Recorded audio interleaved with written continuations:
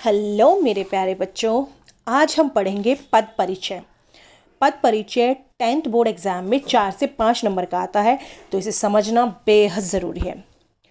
बच्चों, यदि पद परिचय में आपको पूरे पूरे नंबर चाहिए तो आपको 10 चीज़ें टिप्स पर होनी चाहिए।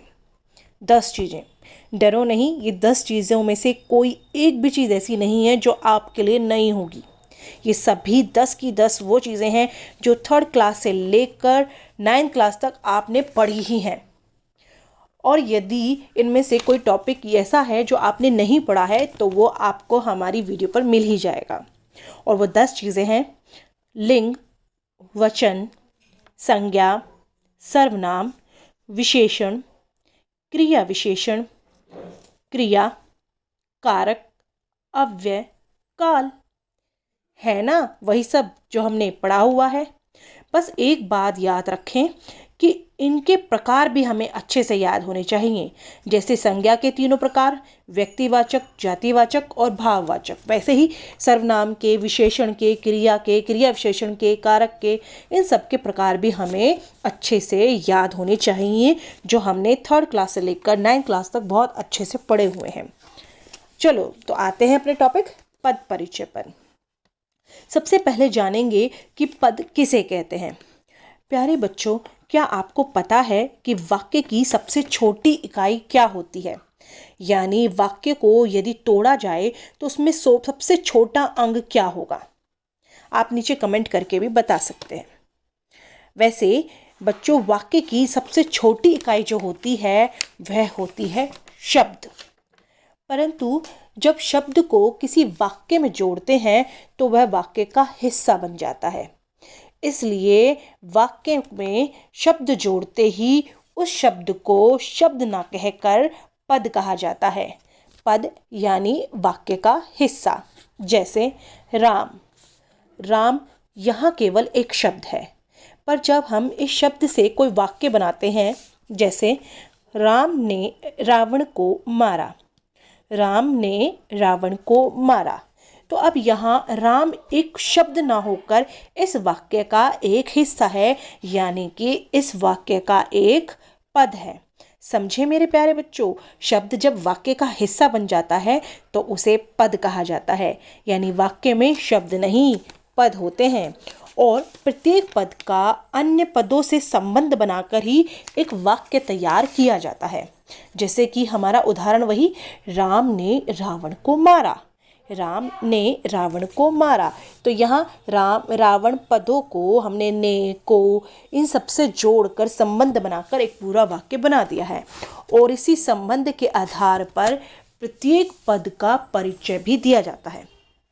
असल में अगर मैं इसे आसान शब्दों में कहूँ तो ये कहूँगी कि हर एक पद की अपनी एक व्याकरणिक पहचान होती है, और यही व्याकरणिक पहचान हमारी पद परिचय कहलाती है।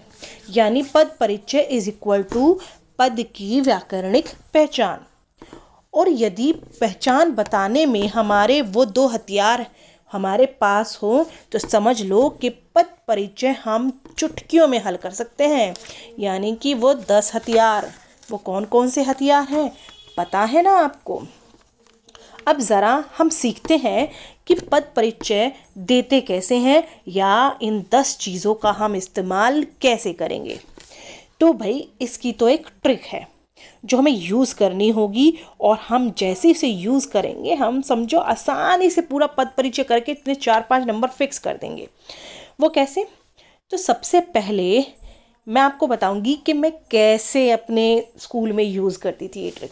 तो सबसे पहले हमें क्या करना है, इन 10 पॉइंट को पेपर के साइड में पेंसिल से लिख देना है, ताकि उसे हम बाद में इरेज भी कर सकें।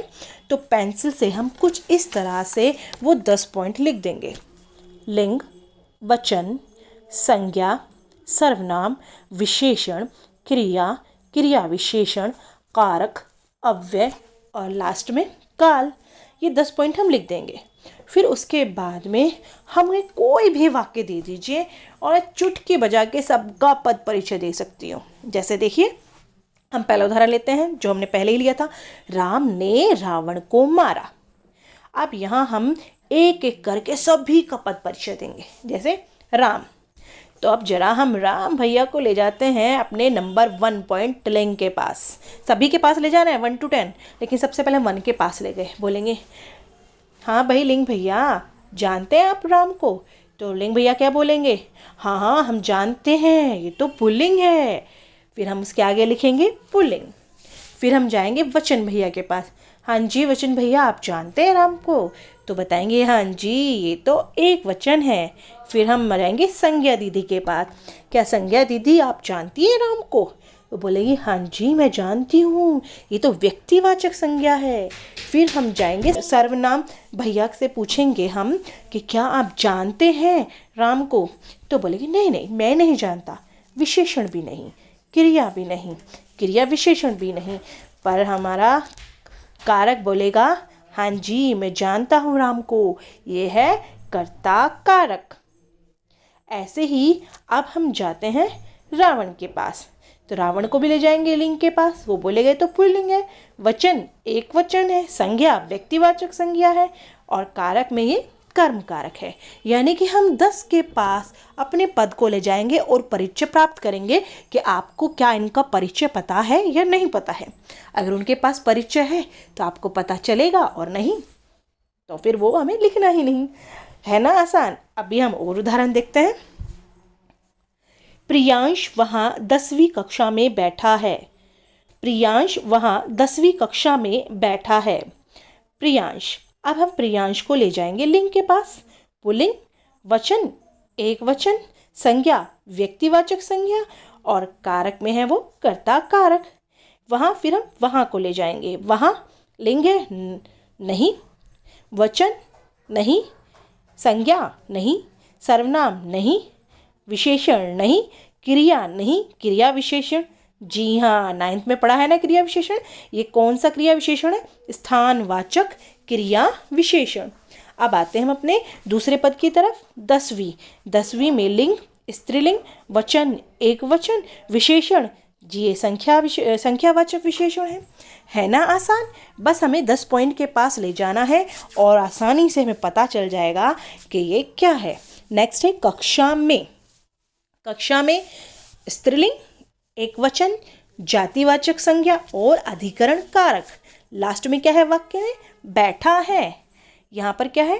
पुल्लिंग, क्योंकि बैठा है बैठी है नहीं है। पुल्लिंग बैठा है बैठे है नहीं है, तो एक वचन, और क्रिया में आएगा अकर्मक क्रिया। तो समझे में आया बच्चे? परंतु हमारे बोर्ड के एग्जाम में ना पूरा वाक्य का पद परिचय नहीं आता है कि वाक्य में सारे पद जितनी भी है उनका परिचय दीजिए, बल्कि हमारे पास वाक्य में रेखांकित पद का परिचय मांगा जाता है। एक वाक्य लिखेंगे, उसके नीचे अंडरलाइन कर देंगे और कहेंगे रेखांकित पद का परिचय दीजिए। जैसे कल हमने ताजमहल देखा। कल हमने ताजमहल देखा। यह रेखांकित ताजमहल है जिसका हमें परिचय देना होगा। अब ताजमहल शब्द को जरा हम ले जाते हैं अपने उन्हीं 10 ट्रिप्स के पास में। तो लिंग, कौन सा लिंग है ताजमहल? पुल्लिंग, वचन एक वचन, संज्ञा है हाँ जी संज्ञा है। कितने ताजमहल है दुनिया में? एक ही तो है, तो ये व्यक्तिवाचक संज्ञा है। और क्या ये सर्वनाम है? नहीं। विशेषण नहीं। ये कारक है हाँ जी, ये कर्म कारक है हमारे वाक्य में। तो है ना आसान। चलो और देखते हैं उदाहरण। वाह यहाँ कितने सुंदर फूल खिले हैं। उदाहरण फिर से बोलती हूँ, वाह यहाँ कितने सुंदर फूल खिले हैं। और यहाँ अंडरलाइन क्या है? सुंदर। तो देखते हैं जरा सुंदर का पद परिचय। ले जाते हैं जरा सुंदर भैया को हम अपने 10 चीज़ों के पास में। तो 10 मुस्टंडों में से हम पहले के पास जाते हैं।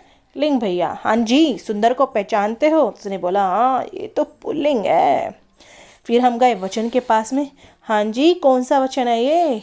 तो उसने बोला देखो खिले हैं, खिला हाँ नहीं है, यहाँ पर खिला नहीं है खिले हैं। तो ये कौन सा वचन है? ये है पुल्लिंग।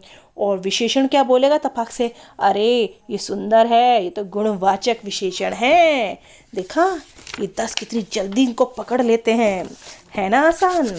चलिए एक और उदाहरण देखते हैं। धीरे धीरे बस रुक गई। धीरे धीरे बस रुक गई। और यहाँ जो अंडरलाइन है वो है धीरे धीरे के नीचे। 9th क्लास के क्रिया विशेषण याद है? तो जरा ले जाते हैं उनके पास, क्रिया विशेषण के पास। हाँ भाई भैया, जानते हैं आप धीरे धीरे को? तो बताएंगे हाँ जी, ये तो रीतिवाचक क्रिया विशेषण है, क्योंकि ये क्रिया की क्या बता रहे हैं? विधि बता रहे हैं, धीरे धीरे। तो ये कौन सी विशेषण है? रीतिवाचक क्रिया विशेषण। और ये अव्यय भी है। अव्यय याद है? अव्यय होते हैं वो जो व्यय नहीं होते, या जिन शब्दों पर लिंग वचन आदि का कोई प्रभाव नहीं पड़ता। जैसे अभी हमने इस्तेमाल किया धीरे धीरे। अब किसी भी लिंग हो, कोई भी वचन हो, इस पर कोई प्रभाव नहीं पड़ता। है ना आसान? बस ये 10 पॉइंट हमें पता होने चाहिए। अगर ये 10 पॉइंट हमें पता है, तब तो पद परिचय बस मैचिंग गेम रह जाता है।